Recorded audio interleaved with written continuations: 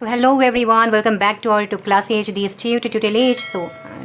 So यहाँ हमें अब 11 नंबर में दिया हुआ है कि decide whether the number 0.120, 1200, 120000, 12 and so on is rational or not, give reason to support your answer. जब मैंने आपको पढ़ाया था कि जब भी ऐसा आए कि कोई रिपीट भी ना कर रहा हो और टर्मिनेट भी ना कर रहा हो तो ये कैसे नंबर्स हैं।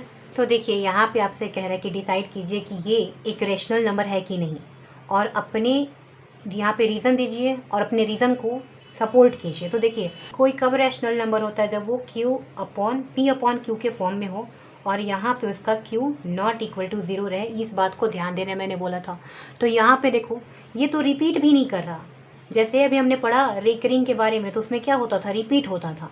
तो एक रिपीटिंग है वो भी रैशनल नंबर होता है, नॉन रिपीटिंग टर्मिनेटिंग है वो भी एक रैशनल नंबर होता है। तो आपको याद रखना है कि टर्मिनेटिंग बट नॉट रिपीटिंग भी एक रैशनल है, रिपीटिंग बट नॉट टर्मिनेटिंग ये भी एक रैशनल नंबर है।